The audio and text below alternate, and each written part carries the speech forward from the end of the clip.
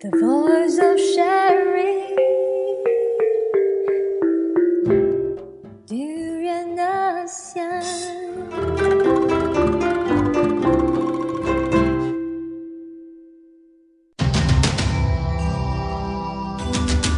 ASEAN Breakfast Call. First and foremost news from Southeast Asia. Good morning. This is Grace. Welcome to Durian ASEAN, the voice of discovery and sharing. Yesterday, what went quite viral on the Facebook was about 8 major roads. The name have changed after Malay rulers, and the people have been commenting on these changes. That some say it's very confusing. Some say it's probably after the change in the politics, the figures in the government. And then those changes in the road names are follows. Jalan Tuta to Jalan Tunku Abdul Halim, Jalan Kimat Usaha to Jalan Sultan Haji Ahmad Shah, Jalan Ipoh, it's between the Jalan Sagambut and then Jalan Pahang intersections. It's changed to Jalan Sultan Azlan Shah. And Persiaran Duta to Persiaran Tangguh Said Sirajuddin. Jalan Kimat Setia and then Jalan Ibadah to Jalan Sultan Mizan Zainal Abidin. And also Laburaya Mahamaru to Laburaya Sultan Iskandar, Persiaran Mahamaru to Persiaran Tuanku Jafar, and lastly Jalan Samarak to Jalan Sultan Yahya Petra. So this is the first renaming of major roads in the capital in KL since DBKL came under fire in 2008 for renaming Jalan Alo. It's a pretty famous 35-year-old tourist spot for hawker food, and then to also Jalan Kejora. So the people, like I've mentioned just now, people have been commenting on this renaming 8 major roads. And the state by the DBKL, well-known roads such as all those Jalan Duta, Jalan Ipoh, they've changed it to all those Malay traditional names. And then the installation of new signboard is expected to begin from today. And actually, the news broke around the early yesterday morning, and all those people took the social media, especially also on the Facebook, to vent their disbelief and the frustration. And some actually questioned the need for the renaming exercise in the first place, while others lamented that the renaming of the roads would affect the mapping and also navigation apps for mobile use such as Waze and GPS. So this GPS mapping software for Malaysia is updated every 3 months as the geographical information changes with the new roads and highways built to connect the city to other parts of the country. So one of the Facebook user actually commented, writing letters to those addresses also will be a hassle for those who reside nearby those roads will need to change their addresses, and hopefully DBKL will reconsider their decision and keep it simple. And another user also said, I suggest DBKL change those less familiar roads in KL to the new names. Even the businesses along these roads would have to update their mailing addresses and business cards. He said, well, this is very realistic point of view, and then changing roads name is in Kuala Lumpur will give inconvenience to certain people, certain group of people. Changing road names, a lot of people don't see the need for it. And how are we going to be explained those who are not used to KL road? So the new road naming system will be implemented from today, but we also need to see how people will get used to it. Maybe perhaps it takes time, but these sudden changes in the 8 major roads in KL will definitely bring some confusions among people. So moving on to the next news is about the Hong Kong. It's in Malaysia that it's about the housing. After budget 2015 was tabled in October, the new news has been released regarding the housing for young couples. So couples below 30 will open to all races. According to Kyril, the first transit homes for young married couples are almost ready too, and are also expected to be fully occupied by early next year.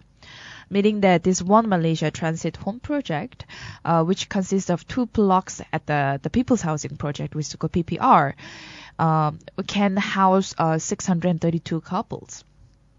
And also, especially this project is for the young couple below around 30 who are working in the Klang Valley and also have a combined household income of less than around 3,000 ringgit. Definitely, it will allow the couples to stay in the 650 square feet units, each of which has about 3 rooms and a 2 bathroom. That's pretty a standard unit for the apartment and housing. And for the maximum of 2 years while paying only 250 in rent each month, which is pretty cheap. And then definitely this is a step forward movement, and especially in housing. Malaysia has been having quite a high cost in terms of living cost as well as housing. A lot of people have been complaining about it, and this is one of the so-called solution that the government has released. And to be eligible for this housing scheme, the couple cannot own any other property in the Klang Valley. And according to Khairil Jamaluddin, who is the Youth and Sports Minister and UMNO Youth Chief, said this project, which is the wing mooted at the UMNO General Assembly last year, was open to all races. And it gives them a place to live while paying a very low rent for 2 years, definitely for those who are under 3,000 ringgit income. And it will give them for about 2 years until they manage to find a permanent home and also are more financially stable. So for those who just got married and the income is not really up to the standard to the living style, then you can actually look for this scheme. This will be probably ready by the end of January, but also couples could move to Block L by the early that month. So meaning that there will be Blocks L and M, which will be in the Klang Valley, and then they will also be ready only after probably in January next year. And also Khairi and Urban Wellbeing, Housing and Local Government Minister Datuk Abdul Rahmat Dahlan had agreed to make the transit homes the government policy. He has agreed that in any PPR project regarding housing, at least 10% of units will be allocated as transit homes. And also there are now PPR schemes being developed in the Kapung, Kuala Terengganu, Johor Bahru, and then the Kota Kinabalu. So we will soon be announcing another major collaboration with the Youth and Sports Ministry. So hopefully we get a positive news from the government again, and then that will improve our lifestyle among the youngsters and also young couple as well. So before we end this news, we have they also announced that we have had our preliminary meetings to determine the locations and the concept, and we'll be announcing the locations early next year. And moving to our neighboring countries, which is Vietnam, it worships visit Philippines and amid South China Sea dispute. Well, we have in the house, Arlene just came. And good morning, Arlene. Hey, How good are you? morning. How was the traffic? The traffic was actually not that bad. I was actually commenting about this new road system that will implement from today. And what's your say in this? Well, interestingly, I want to say that I don't understand why they want to do it, the road system. It's because of the Malay rulers they have come into the government, is it? Yeah, but I don't understand why they need to rename. I mean, I love the name Jalan Duta, Jalan Mahameru. These are streets or roads that we have been using forever, especially for KL lights. So for them to change a name as complicated as Sultan Hamzah Shah, something like that. Even foreigner as I am, I find it very hard to pronounce all those It's very hard names. to pronounce. It's very hard to remember. And as we all know, this former Yang di-Pertuan Agongs and also the sultans, some of them might not be that popular among society. And as well as I was just mentioning, how about the GPS? All those ways, they will need to update themselves with the new major, because those are the major roads name, right? Yeah, but I like Jalan Duta. You like Jalan Duta? Yeah, I really miss Jalan Duta. So the news about Vietnam warship visiting Philippines amid South China Sea's dispute. The South China Sea dispute is still ongoing, even though they raised it during the APEC meeting, during the ASEAN summit. It was actually a major focus in ASEAN summit. Unfortunately, it is still something that is not yet resolved in terms of diplomatic relationship between China and in particularly Vietnam and Philippines. But I believe the last time we also read the news about these two countries, they have actually come to very friendly they decided to come to a very friendly relationship regarding this South China Sea issues. But you know, if you try to sorry, but you know, in diplomatic terms, right, the act of war is when you started to be more gutful of your territory, especially your seashore, and you started to focus more on warships. And although, you know, they were in good terms during the ASEAN summit and during the APEC meeting, but we can't help to see this will only send negative news to China and make them on guard with their. But that means that the tension between China and Vietnam will again increase regarding these issues. I don't think it is increased, but it will maintain. It will just maintain at It the will same just level. maintain at the same level. It will only increase if you have the situation something like Philippines and Vietnam pointing their warship towards China. Then it will be an act of war and it will become something really bad. Or Philippines and Vietnam having really strong cooperation with the U.S. for all these sort of warfare cooperations. Then it will be another topic altogether. But it won't get worse. It will just maintain, and it won't get any lesser. Well, according to Vietnam, they said that we are not trying to challenge China's naval superiority in the disputed area. We have no intention to heighten any tension. So you could be right that they are not looking forward to increase any tension between the relationship between Vietnam and China. And these are the peaceful activities. But they like also say sharing- that they're trying to hold joint patrols and operation in Exactly. Spratly Islands. And that in addition to that, they also said that they don't want to challenge China in terms of increasing or even worsening the tensions between these two countries. To be fair, China's foreign ministry told the daily press from China said that they actually do want all sides to be having more mutual trust and safeguard regional peace and stability. But how they are going to do that, that's another matter altogether. Yes, it's all about the execution of what they've actually mentioned before, and also current regarding this current issue. And then the first port called is quite positive, and it's actually a good sign of improving and deepening the relations between Philippine Navy and the Vietnamese People's Navy. It's according to the Filipinos commander.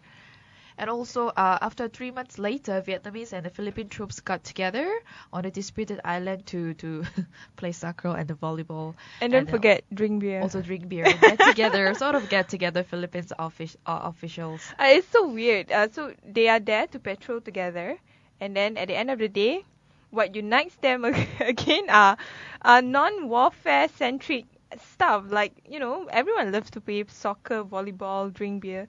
So I think, you know, the best way forward is for them to do it together with their China counterparts. Probably we can do that. Then we have Tsinghua beer. well, What is the Vietnam beer? what is Vietnam beer? That's a good question. Actually, I'm not really familiar with the beer. I only know the G7 coffee from Vietnam. Okay, then bring the Vietnam coffee. Well, we're moving on to the next country, which is about the Thailand. Well, these issues have been going on for some time regarding the defamation towards the Thai police royal defamation and also towards this military government, And which is happening. A third high-ranking Thai police officer, he was charged on a Tuesday, which was just yesterday, under the country's strict royal defamation rules. wow, so they are really looking at, I would say, charging people for bribery, corruptions. There's something interesting about this military regime that is probably not the same as what we assume it is. Well, the tension here now it's getting worse. True enough, between the public and as well as public and the government itself, because this is not the only case. I mean, other than this, even the books and the movies are actually banned in this country. Oh, later today at our ABC Dialogue, we'll be discussing with Andrew Marshall again, this time on pop culture and how it has influenced Thai protests, or the other way around as well. So we'll have a look into more insights to that. But in addition to this news, under the royal defamation legislation, one of the actually world's strictest, anyone convicted of insulting the king, queen, heir, or anyone who is in the government faces up to 15 years in prison on each count. And the 3 senior officers who have been dismissed from their post are also accused of running illegal gambling and oil rackets. Interesting. Well, That is very severe. The kind of actually, yes. I mean, in Malaysia, we still do have a Sedition Act. Those who ever actually put comments regarding the government issues, they will go on. They will be charged on the Sedition Act. But it looks like in Thailand, it's actually worse and stricter. definitely is stricter. And both Thai and international media, they must heavily self-censor when they covering the country's major issues, and even repeating details of charges could be breaking the law on the section 112, Moment 2 of Thailand's criminal code. And this case is very important and very sensitive, so police may not make detailed disclosures about ongoing investigators. And nevertheless, there's this one guy. He's a Thai-based analyst. His name is David Streckfuss. I hope that's the right name that I pronounce.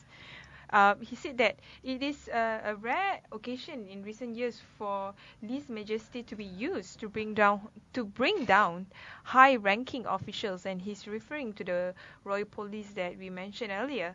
He said that a controversial law has been more readily deployed against pro-democracy activists and members of the Red Shirt movement, loyal to the fugitive former Prime Minister Thaksin Shinawatra. So what we see is the military is definitely acting on behalf of the monarchy, and they're trying to somehow to get their power rooted within the Thai society.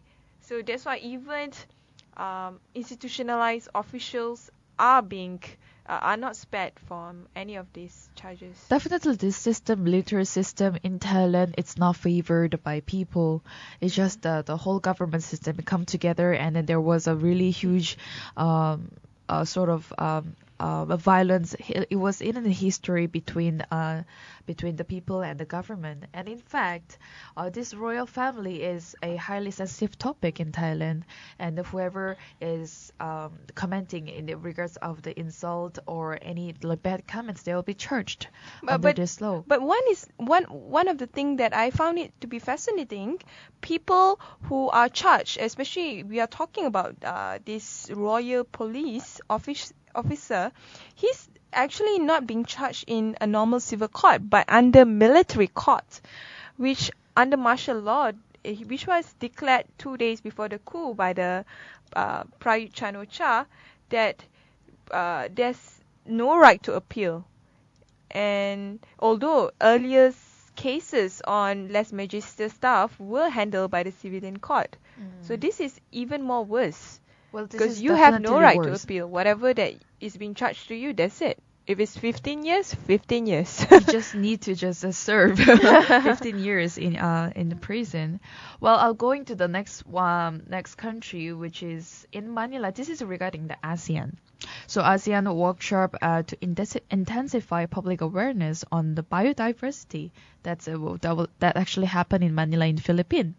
So this 3-day regional workshop on heightening the public awarenesses of biodiversity issues, and also the concern kicked off in Manila. And also it was participated by the government communication officers from the 10 member states of the ASEAN, aims to strengthen the capacity of Southeast Asian states in promoting public awareness of the values and values of biodiversity to help in reduce the rate of this loss. And also this workshop is the contribution of the ASEAN member states and then the ACP in realizing target number 1 of global diversity. So definitely by 2020, at the latest, people will be aware of these values of diversity and then the steps they can take to conserve and use sustainably. So they're looking into a different area, which is the scientific approach to make people aware of this, particularly biodiversity in that country. In fact, what trend that is so far that they are looking forward is to plant trees, advocate green technologies, segregate waste, and bringing reusable bags to the supermarket. This is what we have been practiced in KL. So regarding this ASEAN, I attended to the conference the other day. There was a relationship between Korea and Malaysia. They also gave another very good talk. Yes, a good talk about how they can improve in terms of economic growth regarding all those technology stuff. Yeah. So in Korea, you actually segregate the waste, isn't it? Waste? Rubbish. Oh yes, we do. That's a sort of a must practice that we need to do. So you have actually 3 different garbage bins. Actually 4 maximum, 4. 3 minimum. Yeah. I see. So like from plastic, paper to just like we call it line. If I were to say, yes. But then yes, we do have a different types that we have to throw our rubbish into. Yeah. And how do you utilize the green technology in South Korea? It's very interesting because we have a lot of methods. And then, for example, throwing rubbish is one of them because we really want to preserve and save the environment. And but also technology, do you use more sun as the energy provider? That one we are still kind of ongoing process of doing so. Apparently in Southeast Asia, building dams or hydroelectric power generating seems to be the kind of choice that majority of Southeast Asian nations are looking at. Whether it's really would preserve biodiversity, there's another thing altogether to talk about, because when you're talking about energy, solar power is the greenest that I think every Southeast Asian country should invest. In fact, there's this focus on solar energy by the Malaysian government currently. But then it will also it can also bring the bit of concern in terms of finance, because it's quite expensive. It is expensive, and to be able to implement those systems in the country, people will also need to be able to afford to have that system in their housing or around the neighboring road or housing area. Do you have nuclear power in your country? We do, but then it's not popular, highly used yet. Yeah. But definitely Korea is looking into all those improved technology for sure. Yeah. So moving to the next one, which is about the Cambodian. So these Cambodian opposition lawmakers threatened to walk out of the parliament. So which just happened quite recently. These lawmakers from the opposition in Cambodia will consider boycotting the parliament again if Prime Minister who sent the party continues to delay an agreement on the electoral reform. Yay! Why do you say yay, Arlene? As you all know, Cambodia's prime minister is the longest serving prime minister in the world. That's true. That's why do you say yay for the change? Yeah, it's time for the opposition in Cambodia to somehow give that, I would say, that boost, of leadership. In Cambodia, Cambodia has long been plagued by mismanagement, corruption, high inequality, and also the people's livelihood is at stake here. I think when it comes to democracy, it's more than just about freedom of expression. It's about improving livelihoods. Definitely, this sort of new agreement or system will definitely set up the new image to the country and bring up the new system in the country. This NEC, we call it National Election Committee, will consist of 9 members, and 4 from each party and 1 neutral member to serve as the typewriter. And also 2 parties are to prepare the joint proposal for Parliament to endorse. So definitely this will actually shake the whole nation in Cambodia, because after the long long installment of the PM in the Cambodia, they are looking into the new changes. But there's this one political analyst. He's actually warning. His name is Sok Touch. Okay. Sorry, it's actually literally Touch.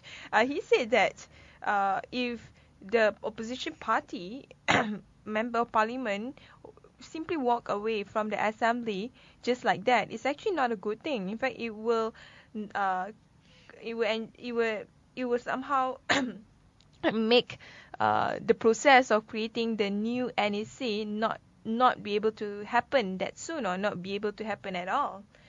And it will lead to actually social unrest in case there would be any disputed elections.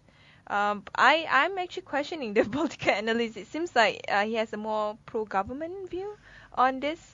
At the end of the day, I think the opposition party should make a stance, and they are definitely making the right kind of stance. Definitely. And then again, to a general point of view to this government changes, it actually bring more concern, because there will be always a few groups of people who are for a pro-government, and then they will bring out the concern towards the government changes, because they've been supporting the government all this while. And all they can say is, don't do it. You will not help to bring change. In fact, you create social unrest.